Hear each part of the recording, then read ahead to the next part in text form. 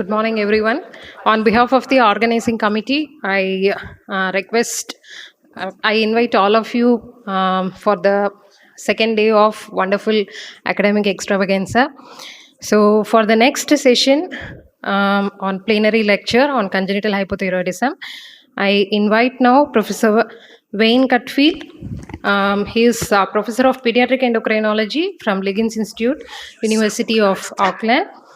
And his area of interest is the role of gut microbiome in health and disease, with an emphasis of clinical trials of gut microbiome transfer therapy across a range of diseases including obesity and metabolic syndrome. The second chairperson is Professor Khan Wahpikul. He is assistant professor in pediatrics and pediatric endocrinologist from Chiang Mai University, Thailand, and his area of interest is pediatrics and clinical endocrinology, thyroid disorders, resistance to thyroid hormone, genetic and molecular endocrinology. Welcome you both, professors. I now request you to introduce the speaker for the session. Thank you. Okay. So thank you very much and welcome everybody to the plenary session. So the plenary session today is the screening and treatment of thyroid diseases in children. And it is a great honor to introduce our distinguished speakers, Professor Paul van Trausenberg from Amsterdam University. But unfortunately, he cannot join us in person here, so we're gonna watch the online record lecture from him. But first, let me start with a short introduction about our speaker. So Professor van Trausenberg is a professor of pediatric endocrinology and the head of the pediatric endocrinology department at the University of Amsterdam in the Netherlands. And his contribution to the field have been extraordinary, particularly in the area of thyroid disorders in children, with a special focus on congenital hypothyroidism and newborn screening. And so far, he published more than 200 research articles in peer-reviewed journals, and his research has led to significant advancement in understanding the diagnosis, management, and screening of pediatric thyroid diseases. And he's also contributed to many national and international guidelines for pediatric thyroid disorders. And his lecture today will focus on screening and treatment of thyroid disorders in children, and I'm confident that we will be benefit greatly from his insight. So please join me in welcoming Professor Paul van Trausenberg.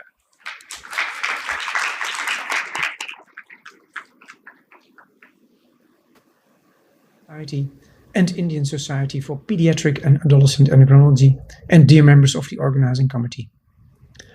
It is a great honor for me to be invited to give a plenary lecture today. Due to unforeseen circumstances, I could not come to New Delhi, but fortunately, technology makes it possible to give my talk. The title of my talk is Screening for and Diagnosis and Management of Congenital Hypothyroidism. I have nothing to disclose. The plan of my talk consists of 3 parts. In the first part, I will address the question, what is congenital hypothyroidism? In the second part, I will speak in detail about newborn screening for congenital hypothyroidism. And if there's time left, I will spend a few words on diagnosis and management of congenital hypothyroidism. When I received the invitation to give a talk at this meeting, the proposed title was Screening and Treatment of Thyroid Disease in Children.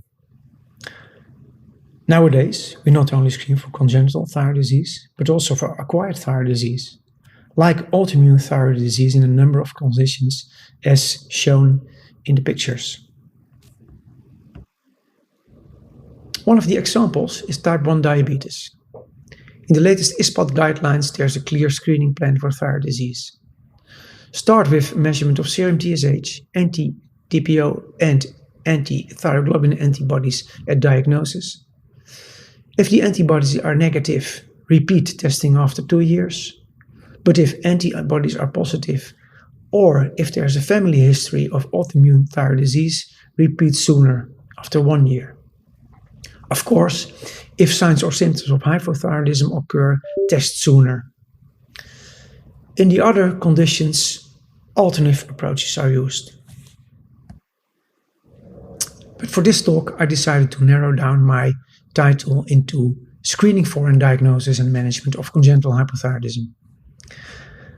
The main reasons are that, in principle, all newborns are at risk for congenital hypothyroidism, not only groups of children.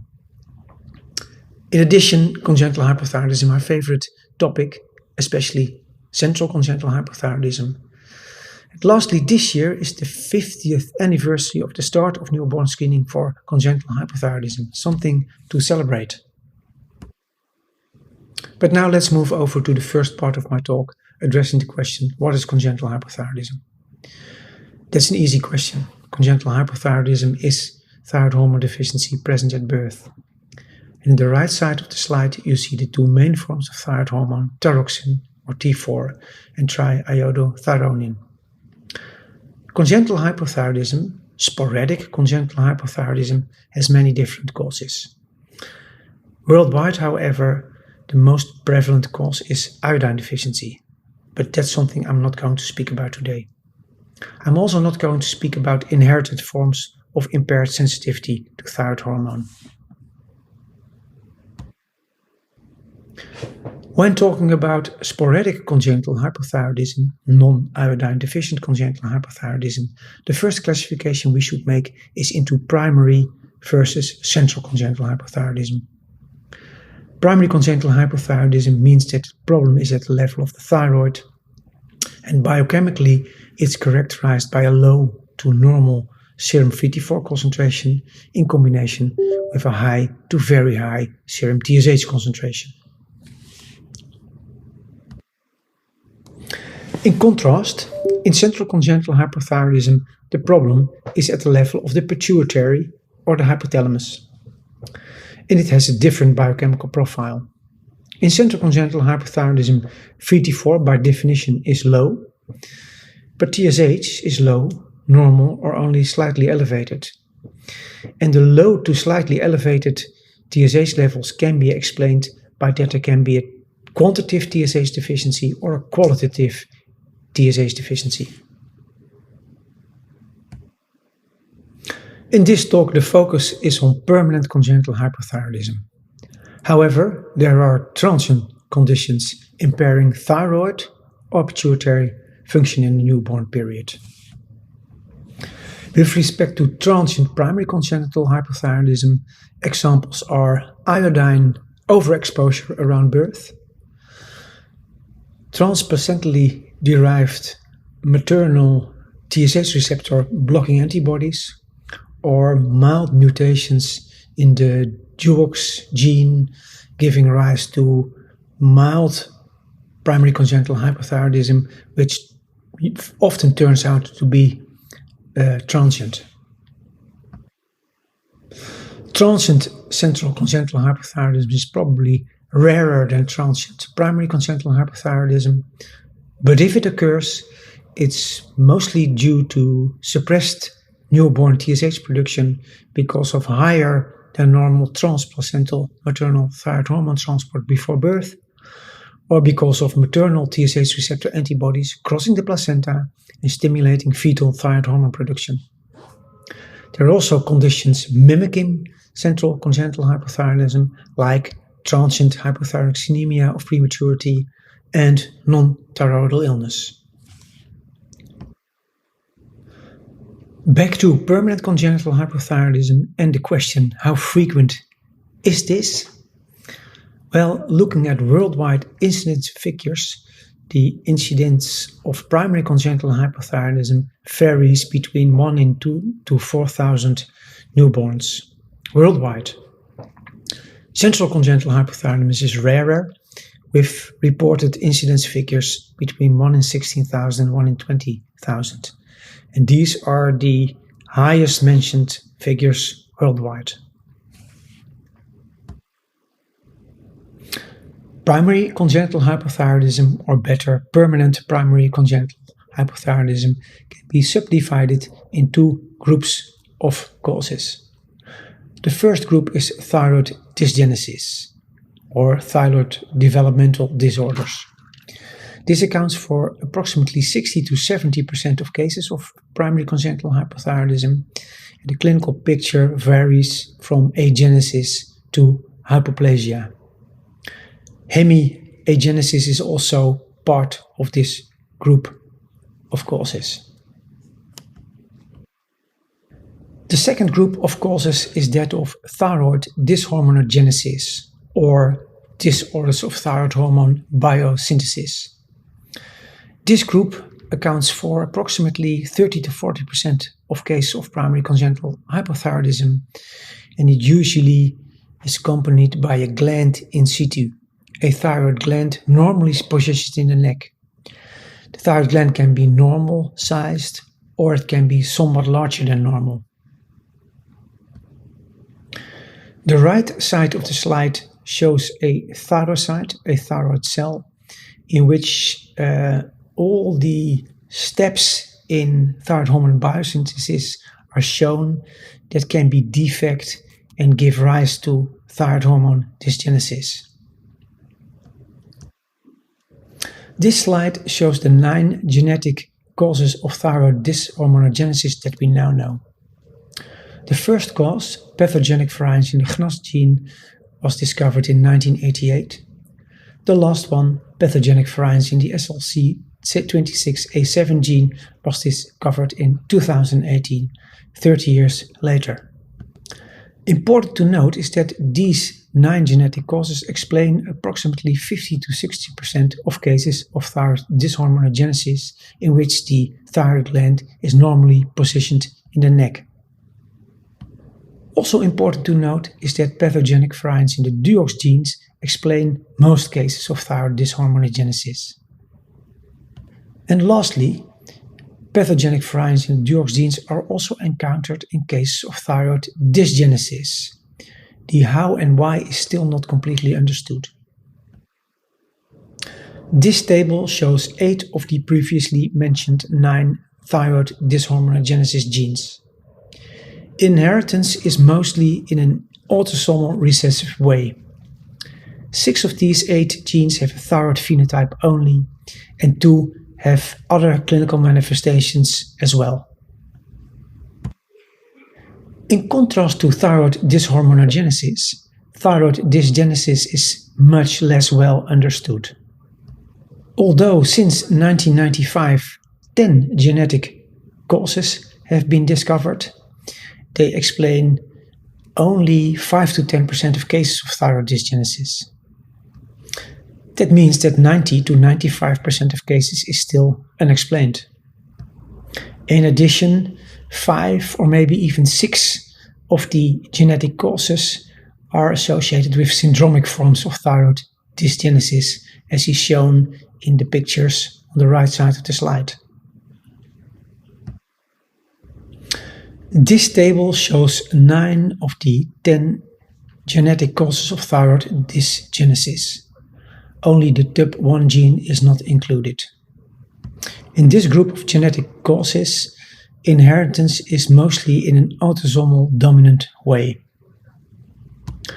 5 of the genetic causes have a syndromic phenotype, while only 3 have a thyroid phenotype only. This year, however, there was big news from Japan and the US. 2 research groups published their findings on a new genetic cause of thyroid dysgenesis back-to-back in Nature Genetics. Through linkage analysis and whole genome sequencing of a Japanese family with both non-goitrous congenital hypothyroidism and multinodular goiter, and whole genome sequencing in 10 other families, Narumi et al. Discovered a significant association between these thyroid abnormalities and variants in a non-coding TTTG microsatellite at 15q26.1. Additional screening of 989 Japanese patients with congenital hypothyroidism showed that 13.9% carried a TTTG variant, that it was more prevalent in those with any family history of congenital hypothyroidism, 41.5%, and that it was highly prevalent in a subgroup of congenital hypothyroidism patients with parent-to-offspring transmission of congenital hypothyroidism, 75%. The clinical phenotype of variant-carrying patients was relatively uniform. Moderately elevated serum TSH levels in combination with free T4, usually within the reference interval, but elevated thyroglobulin levels in almost all, and slightly small thyroid glands in most patients. Functional assays suggested that the TTTG macrosatellite is a thyroid-specific repressor and that sequence changes affecting the microsatellite cause loss of repressor activity. The precise mechanism causing the non-goitrous congenital hypothyroidism and the multinodular goiter remains to be elucidated. The studies by Narumi et al. And Grasberger et al., both published in the May 2024 issue of Nature Genetics, are the first to report the same novel genetic cause of congenital hypothyroidism caused by pathogenic variants in non-coding DNA. Narumi et al.'s results suggest that it is a frequent cause of congenital hypothyroidism with a gland in situ, especially when the family history is positive for congenital hypothyroidism or multinodular goiter. Over the last several years, at least 5 Mendelian disorders have been linked to mutations in microRNA stem loops or deletion of a microRNA cluster, but STR mutation-linked resistance to TSH appears to be uniquely caused by abnormal primer expression. Given that 98 to 99% of the human genome consists of non-coding DNA, it is not unlikely that many more conditions, including congenital hypothyroidism, will be explained in this way in the coming years. So, with respect to the yield of genetic testing in primary congenital hypothyroidism and the question where do we stand, the answer is that we can explain 50 to 60% of cases of thyroid dysharmoniogenesis, and where we could explain less than 10% of cases of thyroid dysgenesis with the recent discovery of a new genetic cause, I think we can increase the percentage to 20 to 25%. Moving to central congenital hypothyroidism, like in primary congenital hypothyroidism, the causes can be divided into 2 big groups. The first group is central congenital hypothyroidism as part of combined pituitary hormone deficiencies. This group explains 60 to 70% of cases. Central congenital hypothyroidism as part of combined pituitary hormone deficiencies can be divided into 2 subgroups: non-syndromic and syndromic. The non-syndromic group consists of 2 genetic causes: pathogenic variants in PROP1 and pathogenic variants in PAU1F1. The syndromic group consists of a number of rare syndromes, with pituitary stalk interruption syndrome as the most frequent. The other group is the group of isolated central congenital hypothyroidism, which accounts for 30 to 40% of cases of central congenital hypothyroidism.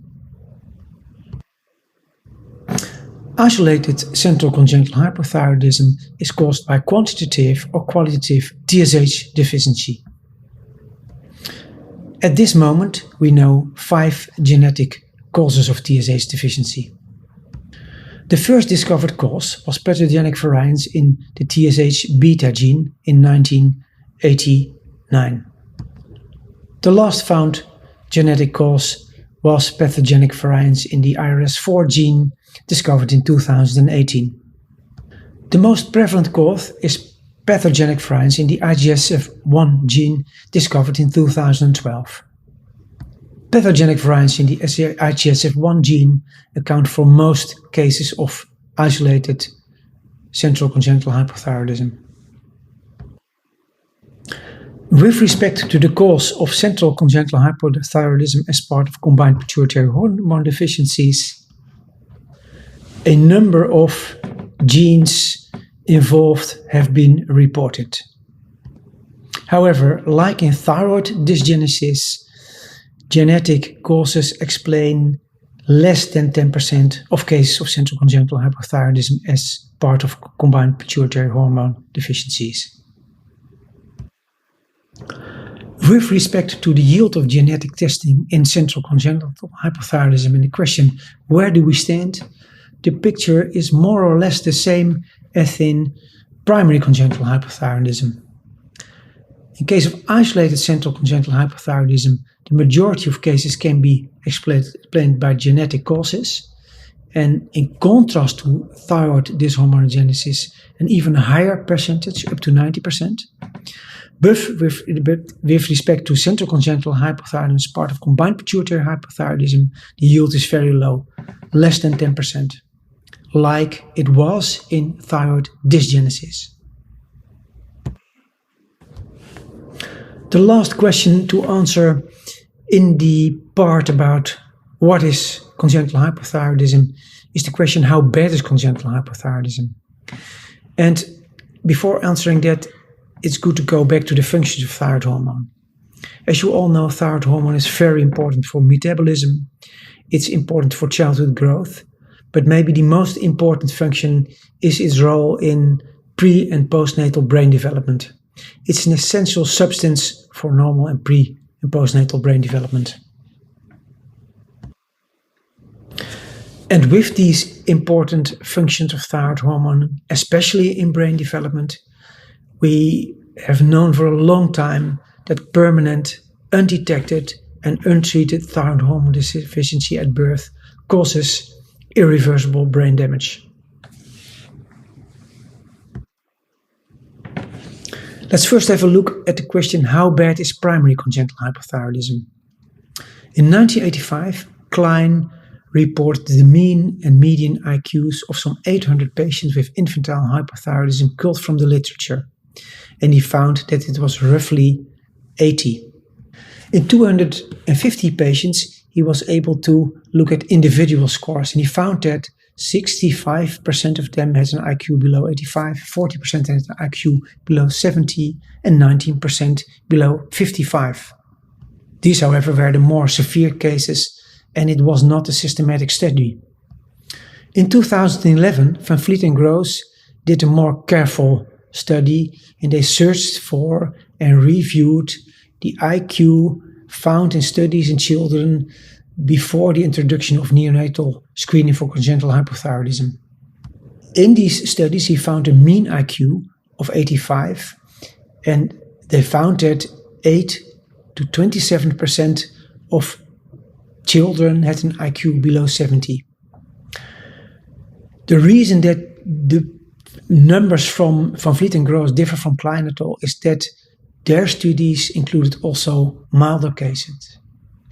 Yet, IQs were quite low, not only in Van Vliet's study, but also in Klein's study. The next question is, how bad is central congenital hypothyroidism? This is less clear. Until now, only 2 studies have been published that looked at developmental outcome in children with clinically detected central congenital hypothyroidism, isolated as part of combined pituitary hormone deficiencies. In 2010, Nebesio and colleagues conducted a retrospective study in which they looked at 42 children enrolled in their hospital between 1990 and 2006 who had central congenital hypothyroidism. Most had combined pituitary hormone deficiencies. He found that the time to the first endocrine consult after birth was 16.9 months, despite the state where he worked in had a newborn screening that not only detected primary congenital hypothyroidism, but also central congenital hypothyroidism. And he found that in 19 of 34 children with combined pituitary hormone deficiencies, there was developmental delay in 56%. This year, German et al. From Israel reported the results of their retrospective study conducted over a period of 13 years between 2008 in 2021, in which they enrolled 94 children with central congenital hypothyroidism, of which 79 had combined pituitary hormone deficiency.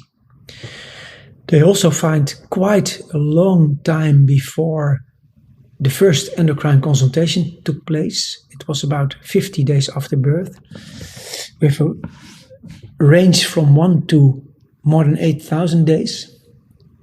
They found that 66% of the children had moderately to severely congenital hypothyroidism with mental retardation, learning difficulties, and delayed speech and motor clumsiness in a considerable number of patients. With these outcomes of primary congenital hypothyroidism, but also of central congenital hypothyroidism in mind, before the era of newborn screening for congenital hypothyroidism, it's good to move on to newborn screening for congenital hypothyroidism. Where and how did it start? As said before, it started 50 years ago in 1974 in Canada. It started there as a total T4 based, but quickly reformed into a total T4 reflex TSH or simultaneous measurement of T4 and TSH approach. And with that, detection of primary congenital hypothyroidism, but also of central congenital hypothyroidism was possible. This slide shows the first report entitled Preliminary Report on a Mass Screening Program for Neonatal Hypothyroidism by Jean Dussault and colleagues.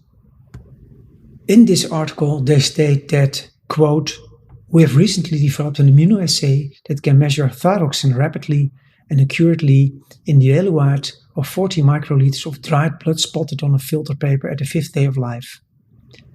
To date, from 47,000 measurements, 3 newborn infants with abnormally low TBG and 7 hypothyroid infants have been detected." Quote, "From their first data, Dussault et al.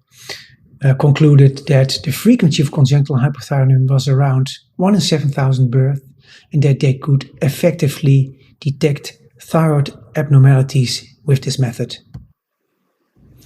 In a follow-up paper not much later, the same group reported on TSH measurements from blood spots on filter paper. In this article, they wrote, quote, "The measurement of TSH in filter paper spot in all infants with low filter paper spot T4 has permitted rapid confirmation of 10 cases of neonatal hypothyroidism.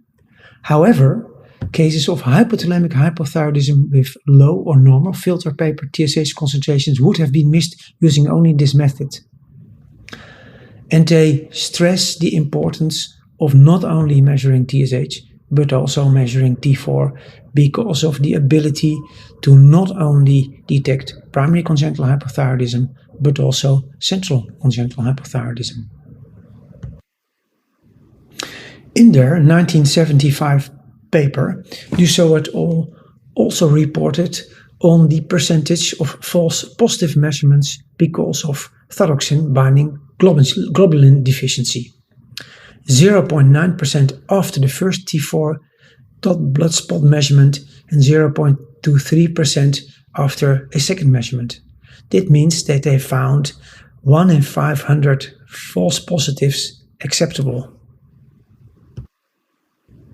Yet, with better TSH measurement and with TSH measurement having a shorter time to diagnosis than the total T4 reflex TSH approach, but also with the fear of missing milder cases of primary CH with the total T4 reflex TSH approach, and with still many false positives due to TBG deficiency, low T4 due to prematurity, and non-thyroidal illness, new and existing newborn screening programs chose for a TSH-based approach or switched to a TSH-based approach. And this means detection of primary congenital hypothyroidism only and missing the opportunity of detecting central congenital hypothyroidism. In the Netherlands, we screen for congenital hypothyroidism since 1981.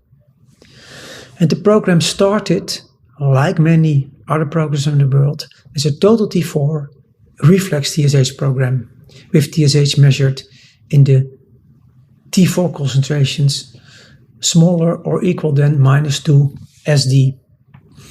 And if I look back in time, it was in essence an adapted Canadian approach.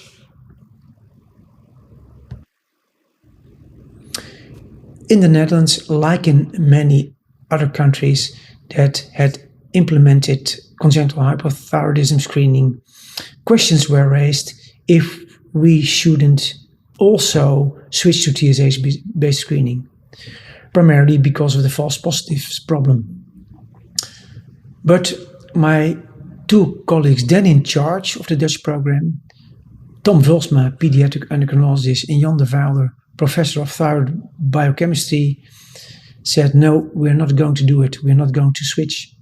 We want to continue with our T4 reflex TSH-based strategy because it's worth the effort. And what is worth the effort? The effort is that we not only detect newborns with primary congenital hypothyroidism, but also newborns with central congenital hypothyroidism. And on the right side of the slide, you see a page of the PhD thesis of my colleague Thomas Vulsma, and he reported on the yield of the newborn screening for congenital hypothyroidism in the years 1981 and 1982. And he reported the number of patients with central congenital hypothyroidism detected in that period, and those were 16 patients in a 2-year period. With the birth number at that time, it was approximately 1 in 20 to 1 in 25,000 newborns who were diagnosed with central congenital hypothyroidism. But like I said, we also struggled with the false positives problem. Not only due to TBG deficiency, but also related to prematurity. Premature born babies have low total T4 values compared to term-born babies. And T4 can be low due to non-thyroidal illness. We partially solved the false positives problem by adapting the T4 cutoff used in the algorithm and by adding thyroxine binding globulin measurement to the T4 reflex TSH strategy, making it a T4 reflex TSH reflex TBG strategy. And we're still doing it in the way we adapted the program many years ago. This slide is just to show you that we have quite a complicated algorithm for decision making based on the measurement of total T4, of TSH in the lowest 20% of T4 concentrations, and TBG in the lowest 5% of T4 concentrations. So it's a rather complicated algorithm, but we know that it works and we keep it in the air. In the past decades, we have evaluated our program, not one time, but several times. And we have shown that the way we screen for congenital hypothyroidism is not only effective with respect to detection of primary as well as central congenital hypothyroidism, but that it's also cost effective. So it doesn't cost more than a TSH-based only program. Besides the Netherlands, there are also other countries that also screen for central congenital hypothyroidism. Several states in the US, regions in Italy, Japan and Spain, and in the country of Malta.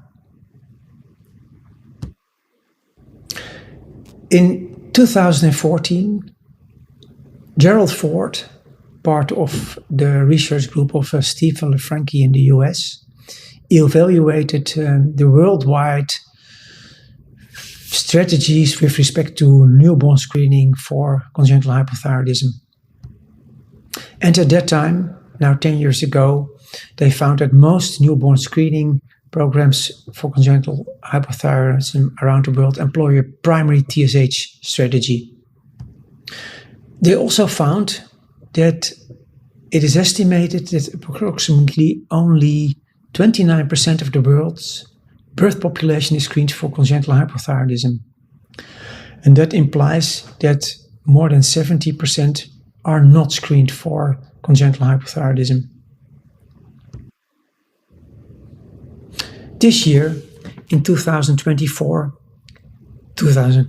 being the year of the 50th anniversary of the start of newborn screening for congenital hypothyroidism, we asked ourselves the questions, where do we stand? And in the past month, we conducted a study to assess the implementation of new newborn screening programs for congenital hypothyroidism over the past decade, and also looking at screening methods and coverage rates of the current programs. And we did a review of literature data on newborn screening programs for congenital hypothyroidism and their coverage rates for each country using PubMed, Embase, and Google search. And all 193 countries that were members of the United Nations were evaluated. And we identified 101 countries with an established national NBS program for congenital hypothyroidism, 95 countries with their own national newborn screening programs, and 6 countries covered by NBS programs of neighboring countries. In this study, we also found that the screening approach was documented in 49 out of 95 countries with an own newborn screening program for congenital hypothyroidism, that 42 of 49 countries had a TSH-based approach, and that 7 of 49 countries had an alternative approach. And the countries with an alternative approach were Israel, Japan, the US, a number of states in the US, regions in Italy and Japan, in Malta, and in the Netherlands, as I already mentioned. From the results of this study, we also created a world map showing countries with newborn screening programs for congenital hypothyroidism and their coverage rate. Green indicates a coverage rate 90% or higher. Light blue, a coverage rate between 75 and 90%. Yellow between 50 and 75%. Orange between 25 and 50%. And red below 25%.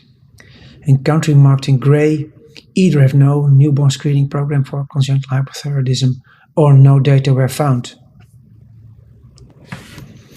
And what I find very worrisome is that in the continent of Africa, only 2 countries have an MBS program for congenital hypothyroidism.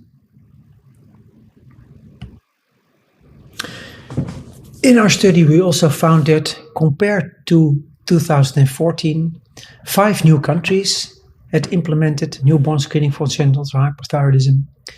That was an increased coverage rate in 25 countries, but unfortunately a slight drop in coverage rate in 5 countries. But netto, we came to the disappointing conclusion that in 2024,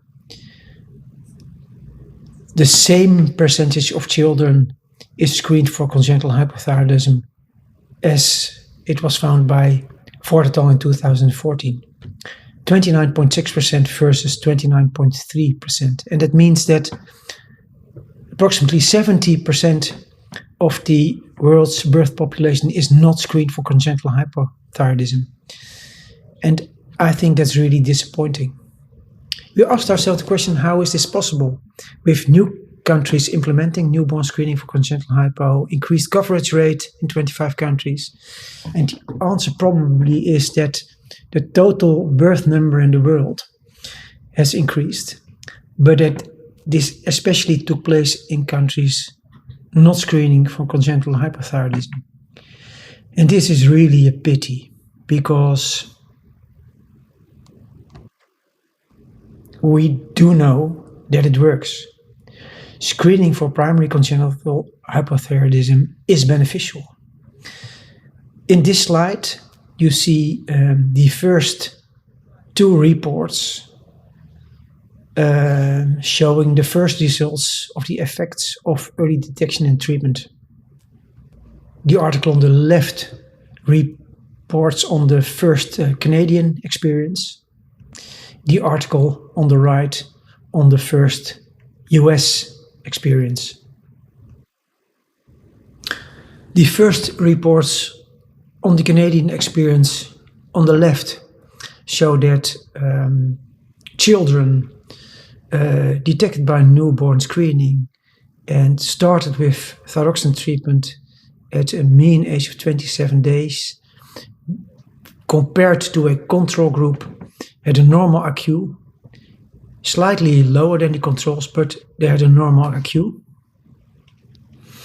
And the results of the US report show that the patients that were detected early and started with thyroxine treatment around the age of 25 days compared to a control group had similar IQs.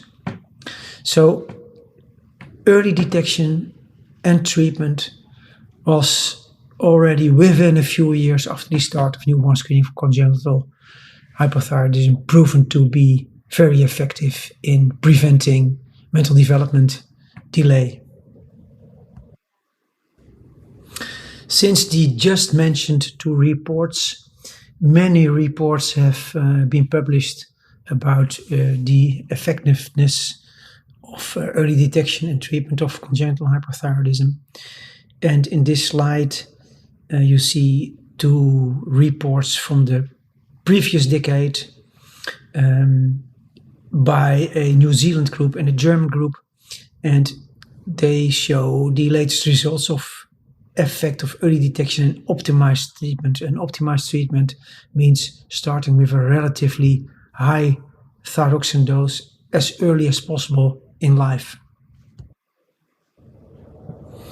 And both studies show that early treatment with a high dose of thyroxine results in IQs completely comparable to healthy controls. And again, that's great news. The outcome studies I just mentioned were all conducted in children with primary congenital hypothyroidism. And an important question is if it also works for central congenital hypothyroidism. Because of our, I think, unique congenital hypothyroidism screening program in the Netherlands, and especially because it's nationwide, over the past decades we have been able to perform a lot of research into central congenital hypothyroidism. And we have shown that we are effective in detecting newborns with central congenital hypothyroidism, that our screening approach is cost effective, that of course it has its pitfalls besides its potentials. And because of a large group of children with central congenital hypothyroidism under our care, we were able to discover new genetic causes, like IGSF1 as most prevalent cause of isolated central congenital hypothyroidism. We were also able to show that central congenital hypothyroidism is more severe than was assumed based on pre-treatment free T4 concentrations that were quite low in a large proportion of newborns. That combined pituitary hormone deficiency caused by pituitary stalk interruption syndrome is not only the most prevalent cause of combined pituitary hormone deficiency in our series, but that it's also not a monogenetic condition. And we were able to find two new genetic causes of isolated central congenital hypothyroidism, pathogenic variants in TBL1X and IRS4. But despite all these studies, a few years ago we were left with two important questions. What kind of children are we talking about in the Netherlands? If we are doing research on central congenital hypothyroidism, and what is the developmental outcome of children with central congenital hypothyroidism, either detected or not detected by neonatal screening? With respect to the first question, what kind of children are we talking about? We were able to conduct a retrospective cross-sectional study covering the period January 1995, January 2015. In this period, almost 4 million live births were registered in the Netherlands, with almost 8,000 children dying before screening, but with still a very large coverage rate of neonatal screening of 99.7%. And in this 20-year period, 154 children were diagnosed with central congenital hypothyroidism after an abnormal neonatal screening result. And 148 of them had permanent central congenital hypothyroidism, giving rise to an incidence figure in that period of 1 in 25,000 births. Children and their parents were approached for participation in our study via their attending pediatrician. And we did a medical chart review. We planned a study visit to the Amsterdam University Medical Centers, did structured chart review, conducted physical examination and blood collection. This slide shows the 154 children with central congenital hypothyroidism identified in the 20-year period mentioned in the Netherlands in more detail. 94 had combined pituitary hormone deficiency, 60 isolated central congenital hypothyroidism. 80 of the 94 patients with combined pituitary hormone deficiency had non-syndromic combined pituitary hormone deficiency, and 56 of the 60 patients with isolated central congenital hypothyroidism had isolated central congenital hypothyroidism without the syndrome. And all these children were studied by chart review. And a number of these patients were invited to the Amsterdam University Medical Center for more extensive examination, and they visited the Amsterdam University Medical Center for the study. The next slides show results of the chart review of the children with central congenital hypothyroidism. And what is striking, that large percentages of children, especially with combined pituitary hormone deficiency, suffered from hypoglycemia, with low glucose values during hypoglycemia, had feeding problems, and besides that, suffered also from sepsis-like illness. What was also striking, but also not unexpected, that a very large percentage of the children with combined pituitary hormone deficiency were hospitalized prior to receiving an abnormal neonatal screening result. That more than 50% of the children were discharged from the hospital that they were admitted to without a diagnosis of central congenital hypothyroidism, and that the diagnosis of central congenital hypothyroidism prior to receiving an abnormal neonatal screening result was only the case in 3 patients, and that not more than 5%. So that means that the newborn screening result, despite being hospitalized, was really the first signal that there might be a pituitary problem in these children. This slide, and that's the last slide of the chart review, shows the serum free T4 concentration obtained from blood collected after the neonatal screening result turned out to be abnormal, showing that free T4 concentrations were low in these children.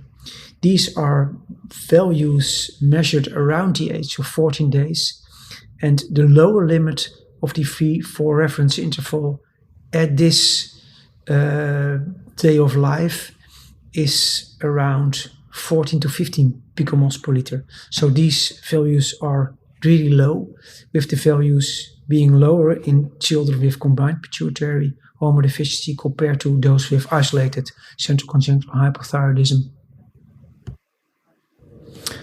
With respect to the other pituitary functions in the children with central congenital hypothyroidism as part of combined pituitary hormone deficiency, we found that more than 90% was growth hormone deficient, more than 80% was ACTH deficient, and a little more than 70% turned out to be gonadotropin deficient. What was also striking, that almost 90% of the children with combined pituitary hormone deficiency had pituitary stalk interruption syndrome.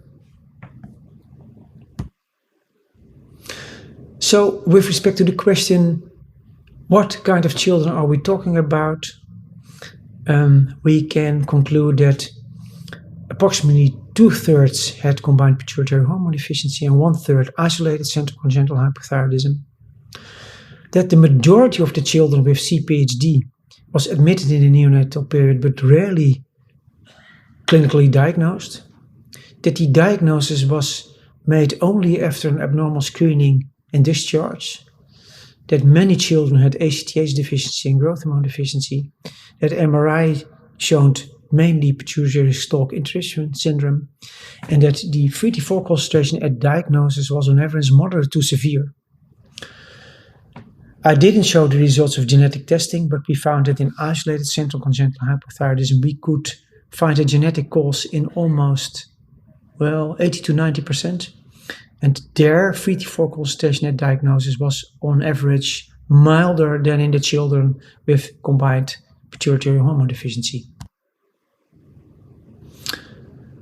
Then moving on to the next question, what is the developmental outcome of children with central congenital hypothyroidism detected by neonatal screening in the Netherlands?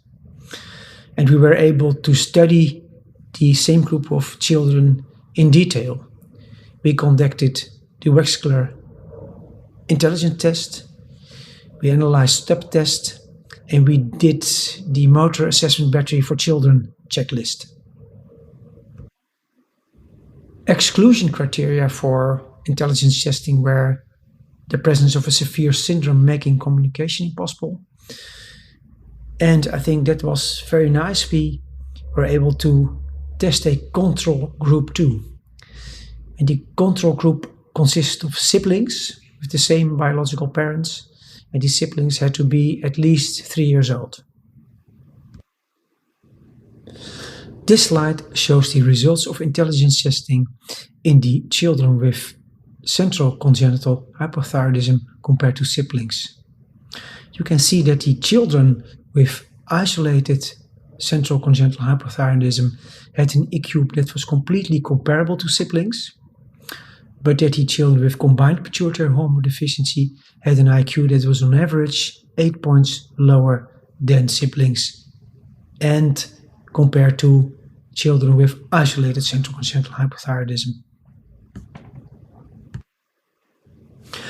Motor function testing showed that compared to siblings, the percentage of children with motor difficulties was clearly higher in the children with combined pituitary hormone deficiency compared to siblings. But that was also the case in the children with isolated central congenital hypothyroidism. This may point to thyroid hormone deficiency already present before birth that could not be corrected despite early detection after birth and treatment after birth. In summary, children with isolated central congenital hypothyroidism were on average, with respect to IQ testing results, similar to siblings. But the children with combined pituitary hormone deficiency had on average 8 points lower IQ than siblings. Motor problems were more prevalent in both groups, and I didn't show you the data, but processing speed, a subscale of intelligence guessing, was about 10 points lower, not only in the children with combined pituitary hormone deficiency, but also in those with isolated central congenital hypothyroidism.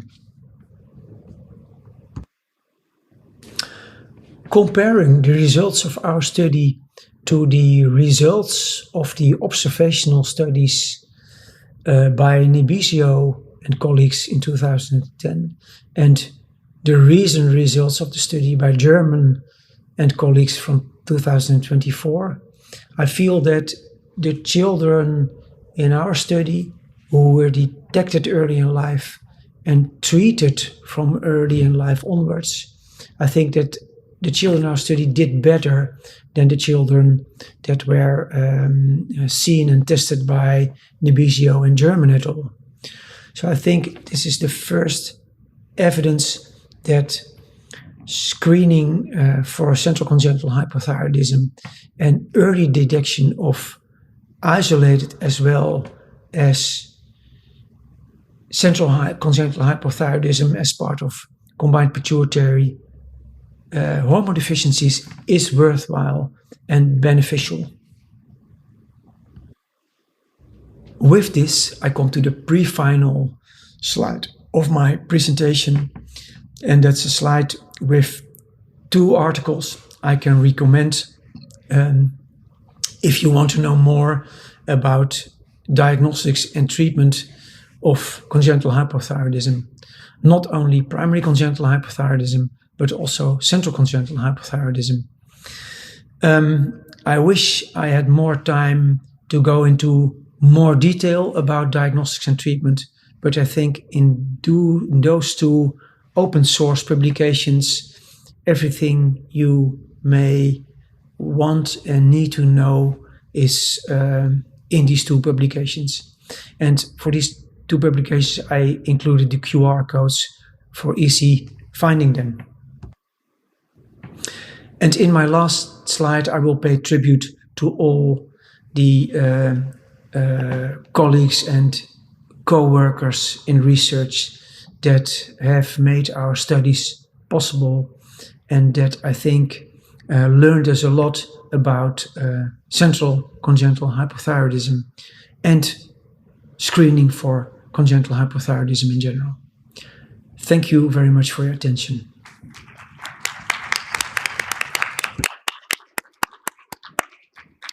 Thank you, Professor Paul, for that comprehensive talk and the emphasis for need for global screening for congenital hypothyroidism. Professor Wayne, Professor Khan, what are your views if you'd like to say something? Can I ask if our speaker is live online now? No, he's not. He's it's not. a recorded Okay. session. Because I think what we heard from Paul was a tour de force lecture. It was very eloquent. It was an incredibly comprehensive overview and very, very current and beautifully illustrated. So it really was a tour de force. It's a shame he isn't able to join us because I've got 5 or 6 questions and I know Khan's got some questions because we have time. We've got 5 minutes left. So unfortunately, we won't have any Q&A.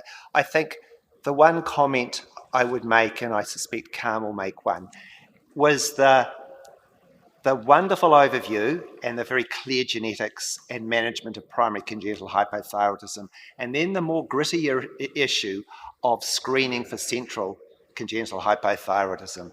And what Paul tried to show is that there is there is some evidence to suggest an improved cognitive outcome.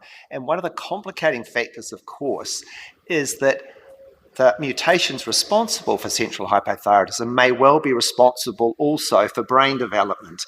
So it's trying to untangle that, and he tried to show that, but I do think there is more work needed, perhaps including larger populations from, say, the US, where they're doing the same TSH, T4 screening.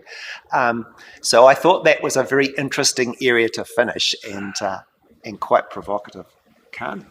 Yeah, so it's very, very interesting the way that he performed his newborn screening. It's very comprehensive, but I don't know that in the setting of resource limited, so we might not be able to do all of that. Yeah, but I really believe in screening program, at least one. Yeah. So yeah, better than nothing. Just select one to detect, and I think like it's very reasonable to start with the THH newborn screening because it's more common. But don't forget that we also have the central hypothyroidism that might miss from the THH screening, and yeah, just to make sure that if you deal with the patients that come with like something that ring a bell with the hypothyroid, don't forget to check like T4 to confirm that they are not like central hypothyroidism. Yeah. And just to add to Khan's comments before we close, what Paul didn't show us, and I was hoping he would show us, is what was the marginal cost of doing the combined complex screening versus TSH alone, which is actually cheaper to actually assay than free T4 than T4 total T4. Maria is going to ask a question to Paul's representatives on the stage.